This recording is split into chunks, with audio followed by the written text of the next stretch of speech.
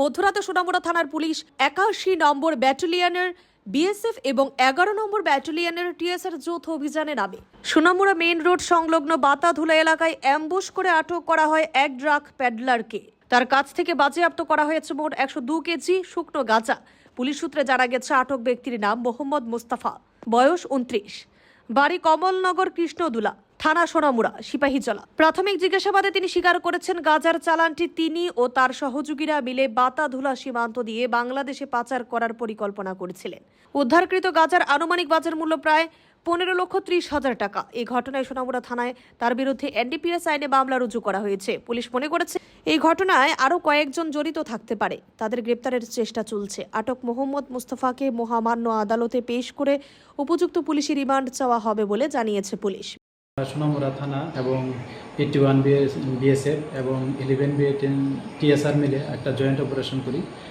এটা বাতাদুলা, যেটা ফুলকুমারী ট্রাই জংশনে এখানে, এবং বক্সনগর থেকে সোনামুড়া যে মেইন রোড আছে এটার পাশেই।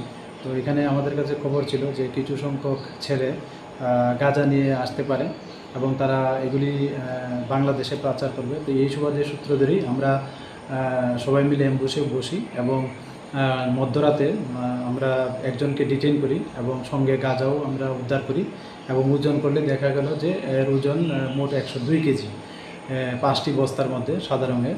তো আমরা যথারীতি সমস্ত আইনি পদ্ধতি মেনে আমরা এগুলি ফর্মালিটিস করে আমরা একটা আমাদের সোনামুড়া থানাতে ওনার এগেনস্টে একটা এনডিপিএস দ্বারা মামলা নিয়েছি এবং আমরা আজকে ওনাকে মহামান্য আদালতে প্রেরণ করব এবং আমরা এটাও দেখছি যে এটার সঙ্গে কে বা কারা যুক্ত আছে। তো আমরা অবশ্যই যারাই এটার সঙ্গে যুক্ত আছে আমরা অবশ্যই তাদের আইডেন্টিফাই করে আইনের আওতায় আনবো এবং ওনাকে আরও জিজ্ঞাসাবাদ চলছে এবং জিজ্ঞাসাবাদ করে আরও অনেক তথ্য বেরিয়ে আসছে। তো এইগুলি আমরা আমাদের যে গোয়েন্দা দপ্তর আছে বা আমাদের যে অন্যান্য সিস্টার এজেন্সি আছে এগুলি ওনাদের সঙ্গে আমরা এগুলি শেয়ার করছি। তো দেখা যাক, তো যারা এটার সঙ্গে যুক্ত থাকবে আমরা অবশ্যই তাদের আইনের আওতায় আনবো। ব্যুরো রিপোর্ট, অবিরাম 24x7।